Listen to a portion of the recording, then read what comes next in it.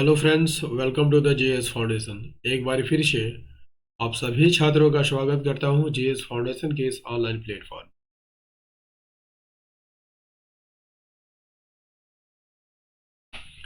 दोस्तों, सबसे पहले तो मेरा आपसे ये रिक्वेस्ट है कि फटाफट से इस सेशन को आप अपने मित्रों के साथ, रिश्तेदारों के साथ और जितने भी जे टेट के एस्पिरेंट हैं, ठीक है, उन सभी के साथ इस वीडियो को आप जरूर शेयर कर दीजिए। फटाफट से इस सेशन को आप अपने दोस्तों के साथ अवश्य शेयर कर दीजिएगा, है ना। आज के सेशन में हम लोग करने वाले हैं झारखंड की जनजातियां। आज के सेशन में हम लोग करने वाले हैं झारखंड की जनजातियों का पार्ट 4 वीडियो। इससे पहले 3 वीडियो आपको उपलब्ध करा चुका हूँ, ठीक है। यदि आपने उन वीडियो को नहीं देखा है तो आप मेरे प्ले लिस्ट में जाकर देख सकते हैं, ठीक है। तो आज के सेशन की शुरुआत कर लेते हैं यहाँ पर। लेकिन सेशन में जाने से पहले आप सभी छात्रों से एक बार फिर से रिक्वेस्ट करता हूँ कि सेशन को आप दोस्तों के साथ शेयर कर दीजिए। और यदि आप भी इस चैनल पर नए हैं तो चैनल को सब्सक्राइब कर लीजिए और बेल आइकन को प्रेस कर लीजिए, ठीक है। चलिए यहाँ पर स्टार्ट कर लेते हैं आज के सेशन को और देखते हैं कि मेरा पहला प्रश्न क्या है, ठीक है। पहला प्रश्न आपके स्क्रीन पर क्या है? खड़िया जनजाति किन वर्गों में विभाजित है? आंसर कीजिएगा फटाफट, ठीक है। पहाड़ी खड़िया, दूध खड़िया, ढेलकी खड़िया, ठीक है, या ये सभी। तो ये खड़िया जनजाति जो है 3 वर्गों में विभाजित है। 3 वर्गों में विभाजित है। पहला पहाड़ी खड़िया, दूसरा दूध खड़िया और तीसरा ढेलकी खड़िया। ये सभी सही आंसर हो जाएगा। Option D is the correct answer, ठीक है। खड़िया जनजाति का नाम कैसे पड़ा? तो खड़खड़िया ढोने के कारण जो है, खड़खड़िया ढोने के कारण जो है इनका नाम खड़िया पड़ा है। और खड़खड़िया का क्या अर्थ है? पालकी, यानी पालकी ढोने के कारण ही इसका नाम जो है खड़खड़िया पड़ा है। और ये प्रोटो ऑस्ट्रेलाइड श्रेणी से संबंधित भाषा का नाम खड़िया है, जो मुंडारी भाषा परिवार से संबंधित है। झारखंड में इनका निवास स्थान कहाँ कहाँ है, ठीक है। तो गुमला, सिमडेगा, रांची, लातेहार, सिंहभूम और हजारीबाग में ये भी देखने को मिलता है, ठीक है। झारखंड के बाहर भी ये जनजाति आपको निवास करती है, जैसे उड़ीसा, मध्य प्रदेश, असम, बंगाल में भी पाए जाते हैं। इनके वधु मूल्य को क्या कहा जाता है दोस्तों? वधु मूल्य, ठीक है। वधु मूल्य को क्या कहा जाता है? इनके वधु मूल्य को क्या कहा जाता है? तो याद रखिएगा, इनके वधु मूल्य को गिनिंग तह के नाम से जाना जाता है। गिनिंग तह के नाम से जाना जाता है। विवाह को क्या कहा जाता है? विवाह को क्या कहा जाता है दोस्तों? विवाह को ओलोल दाय कहा जाता है। क्या कहा जाता है? ओलोल दाय, ठीक है। विवाह को ओलोल दाय कहा जाता है। यदि आपसे पूछ लिया जाए कि खड़िया जनजाति में युवागिरी को क्या कहा जाता है? युवागिरी, ठीक है। युवागिरी को क्या कहा जाता है? तो युवागिरी को गोतियों कहा जाता है। क्या कहा जाता है? गोतियों कहा जाता है, ठीक है। चलिए अगला सवाल कर लेते हैं। देखिए अगला सवाल क्या कहता है? खड़िया जनजाति में पंचायत को क्या कहा जाता है? पंचायत को क्या कहा जाता है? सही आंसर हो जाएगा दोस्तों option B is the correct answer, धीरा कहा जाता है। दंदिया की बात कर लिया जाए तो जातीय पंचायत प्रमुख को क्या कहा जाता है? दंदिया कहा जाता है, ठीक है। जातीय पंचायत प्रमुख को क्या कहा जाता है? तो इसे दंदिया कहा जाता है, क्लियर है। गोतियों की बात कर ली जाए तो गोतियों युवागिरी होता है, युवागिरी, जो कि एक प्रशिक्षण स्थल भी है। प्रशिक्षण स्थल को ही युवागिरी कहा जाता है। और खड़िया जनजाति में युवागिरी को गोतियों कहा जाता है, ठीक है। महतो क्या है? तो महतो ग्राम प्रधान को कहा जाता है। ग्राम प्रधान को क्या कहा जाता है? महतो कहा जाता है, ठीक है। ग्राम प्रधान का सहायक यदि आपसे पूछ लिया जाए, ग्राम प्रधान का सहायक कौन होता है? ग्राम प्रधान का सहायक कौन होता है दोस्तों? तो इसे नेगी कहा जाता है। ग्राम प्रधान का सहायक कौन होता है? नेगी होता है, ठीक है। संदेश वाहक को क्या कहा जाता है? खड़िया जनजाति में संदेश वाहक को क्या कहा जाता है? तो संदेश वाहक को गेड़ा कहा जाता है, गेड़ा। इन सभी फैक्ट को आप याद कर लीजिएगा, ठीक है। बढ़ते हैं अगले सवाल की ओर। अगला सवाल है, विरहोर जनजाति के युवा गिरोह को क्या कहा जाता है? तो विरहोर जनजाति की युवा गिरी को गीतियोड़ा कहा जाता है, ठीक है। से मुंडा जनजाति के भी युवागिरी को गीतियोड़ा कहा जाता है। ठीक है। घोटुल, घोटुल संथाल जनजाति की युवागिरी को कहा जाता है। टंडा की बात कर लिया जाए दोस्तों, तो विरहोर की बस्ती को, ठीक है, टंडा कहा जाता है। धुमकुड़िया उरांव का, ठीक है, उरांव का युवागिरी है। उरांव का युवागिरी क्या कहलाता है? धुमकुड़िया कहलाता है। क्लियर है। चलिए, यहाँ पर बिरहोर जनजाति से संबंधित और फैक्ट देख लेते हैं दोस्तों। जिससे गीतियोड़ा जो है दो भागों में विभाजित होता है ना। बिरहोर जनजाति में गीतियोड़ा के दो भाग होते हैं। ठीक है। पहला आपका डोडा कांठा, ठीक है, डोडा कांठा, ठीक है, और दूसरा और दूसरा क्या कहलाता है? डिंडी, डिंडी कुंडी कहलाता है। डिंडी कुंडी कहलाता है। ठीक है। बस्ती इनका टंडा कहलाता है, बता चुका हूं दोस्तों। और विवाह इनमें कितने प्रकार के होते हैं? विवाह, तो बिरहोर जनजाति में विवाह 10 प्रकार के होते हैं। ठीक है। सबसे प्रचलित विवाह कौन है? सदर बापला। सदर बापला इसमें सबसे प्रचलित विवाह माना जाता है। ठीक है। नेक्स्ट क्वेश्चन कर लीजिए। अगला सवाल क्या कहता है? खोंड जनजाति के संदर्भ में एक कौन सा कथन सही है? यह झारखंड की एक अल्पसंख्यक जनजाति है, बिल्कुल सही कथन है। इसका प्रमुख देवता बेलापुन है। ठीक है, ये भी कथन यहाँ पर सही है।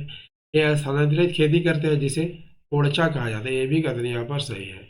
तो सही आंसर क्या हो जाएगा दोस्तों? Option D is the correct answer. Khond की बात कर लिया जाए तो एक अल्पसंख्यक जनजाति है, बिल्कुल सही है। किस भाषा परिवार से संबंधित है? द्रविड़ भाषा परिवार से संबंधित।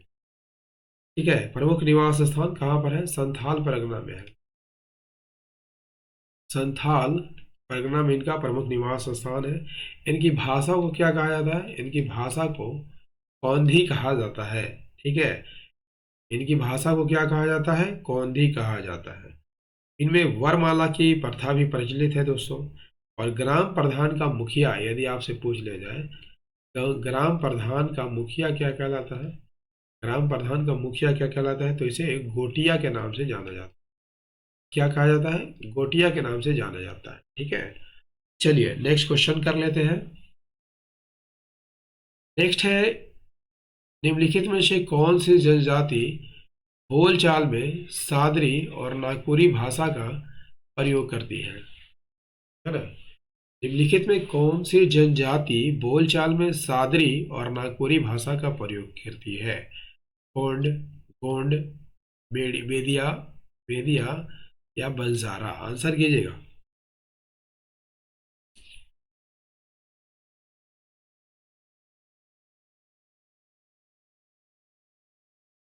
कौन सी जनजाति बोलचाल में सादी या नागपुरी भाषा का प्रयोग करती है? सही आंसर हो जाएगा ऑप्शन बी।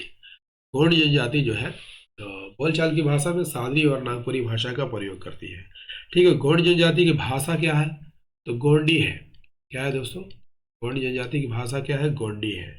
ठीक है। लेकिन ये बोलचाल में जो है सादरी नागपुरी का प्रयोग करते हैं। गोंड की यहाँ पर बात कर लिया जाए, ये भारत की दूसरी सबसे बड़ी जनजाति है। गोंड जो है भारत की दूसरी सबसे बड़ी जनजाति है।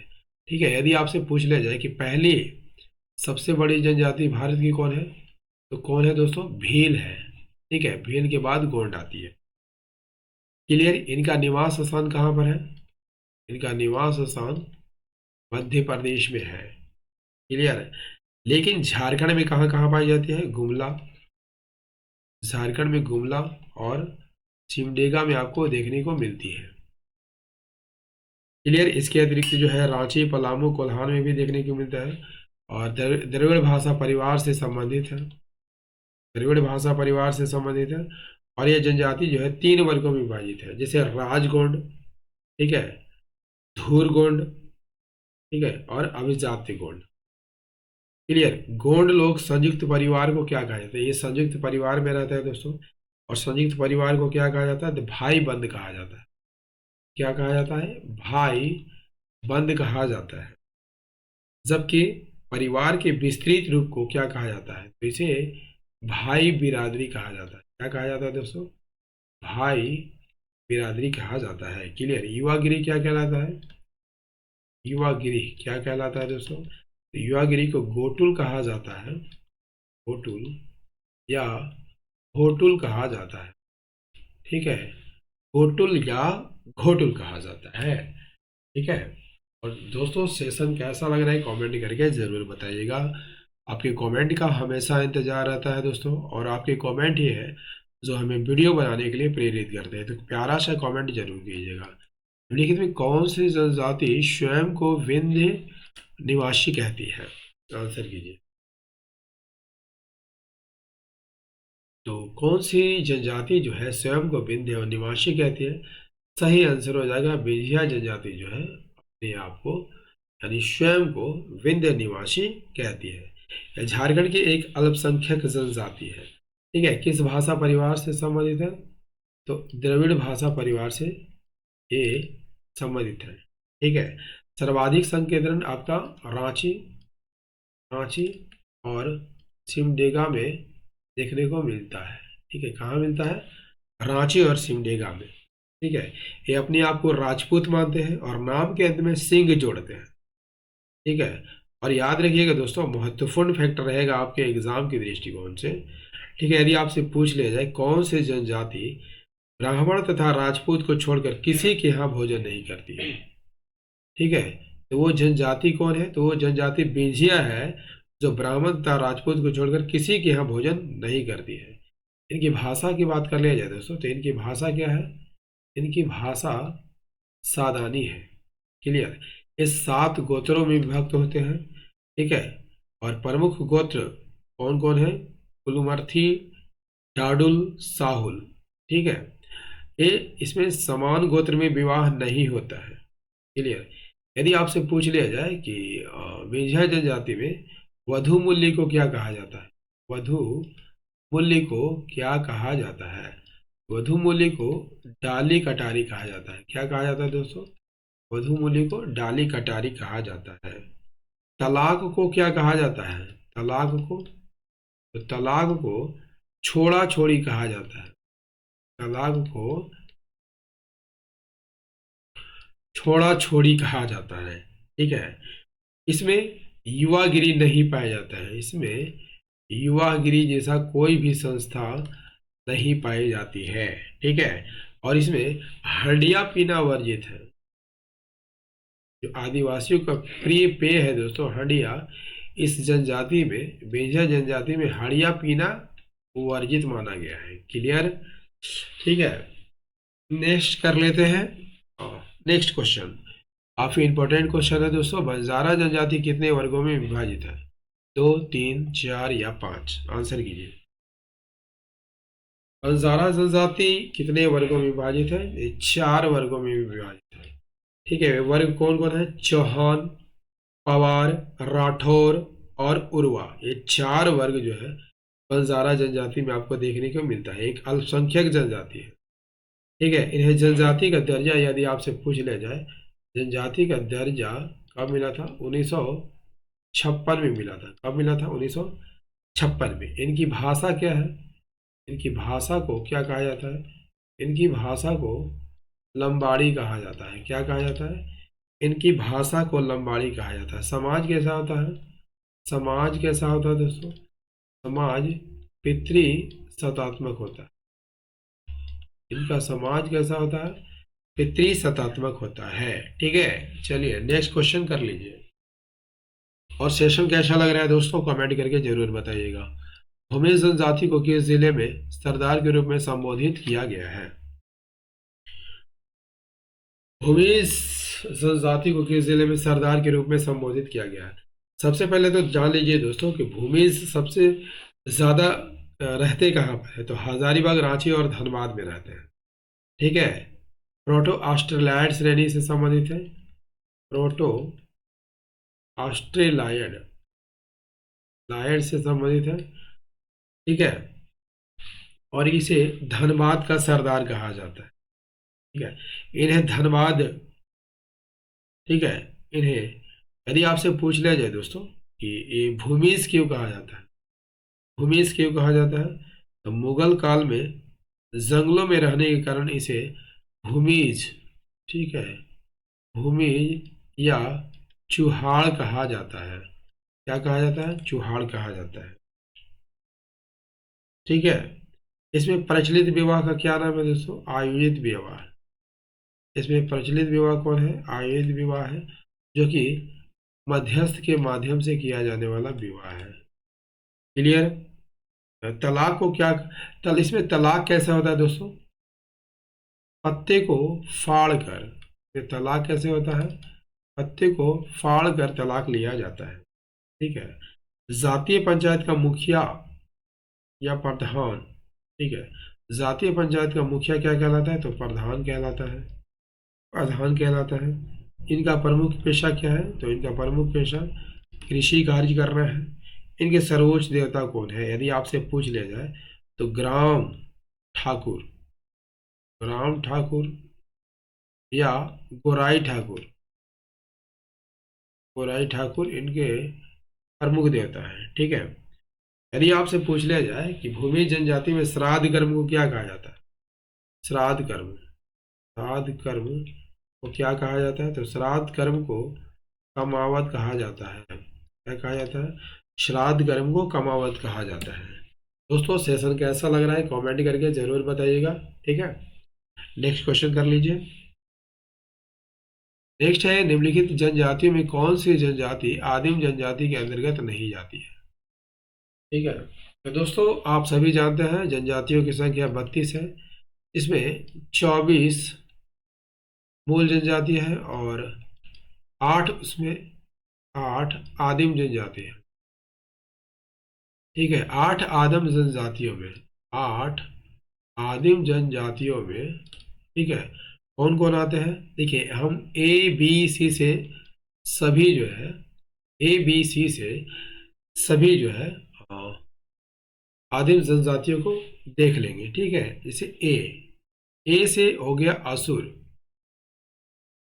ठीक है, बी से बिरहोर, बी से बिरजिया, बिरजिया। अब देखिए सी से हम सवर कहेंगे। ठीक है। सी से सवर, सी से ही पूर्वा, और इसी के साथ परहिया लगा रहता है दोस्तों। ठीक है। सी से ही हम सौरिया पहाड़िया पढ़ेंगे, सौरिया पहाड़िया, सौरिया पहाड़िया, और इसी के साथ एक माल पहाड़िया।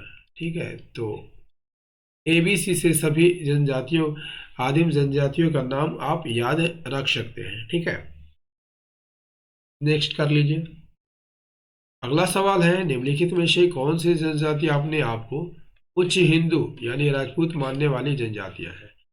बेदिया, विंजिया, चेरो या करमाली? ठीक है। कौन सी जनजाति अपने आप को उच्च हिंदू मानने वाली जनजातियां नहीं है? ठीक है। देखिए जो जनजाति अपने आप को उच्च हिंदू या राजपूत का वंशज मानते हैं वे जनजातियां कौन है दोस्तों? वेदिया, ठीक है, वेदिया, बिंझिया, बिंझिया, चेरो, ठीक है, चेरो, पथुड़ी, पथुड़ी, खिरवार। ये सभी जनजातियां जो है अपने आप को राजपूत मानती है। ठीक है। तो कौन सी जनजाति है जो अपने आप को राजपूत नहीं मानती है? ठीक है। Option D is the correct answer. Karmali जनजाति जो अपने आप को कुछ हिंदू नहीं मानती है। क्लियर? चलिए नेक्स्ट कर लीजिए।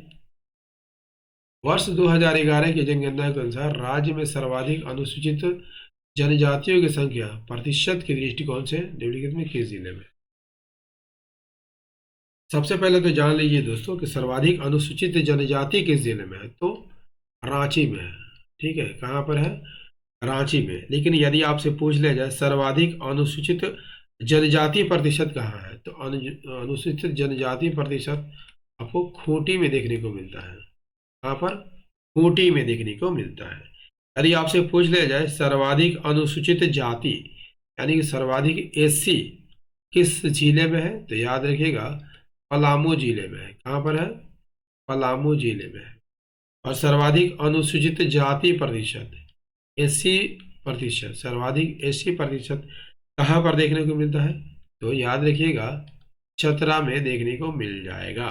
ठीक है, चलिए बढ़ते हैं अगले सवाल की ओर। वर्ष 2011 की जनगणना के अनुसार राज्य में न्यूनतम अनुसूचित जाति प्रतिशत की दृष्टि से अनुसूचित जाति वाला जिला निम्नलिखित में से कौन है? न्यूनतम एसी की यहाँ पर बात कर लिया जाए दोस्तों, तो न्यूनतम एसी यदि आपसे पूछ लिया जाए सबसे कम, ठीक है, अनुसूचित जाति कहाँ पर है? लोहरदग्गा में है। कहाँ पर है दोस्तों? लोहरदग्गा में है। क्लियर? यदि आपसे पूछ लिया जाए न्यूनतम एसी प्रतिशत कहाँ पर है, तो एसी प्रतिशत पाकुड़ में है। Clear? Option B is the correct answer. ठीक है, नेक्स्ट कर लीजिए।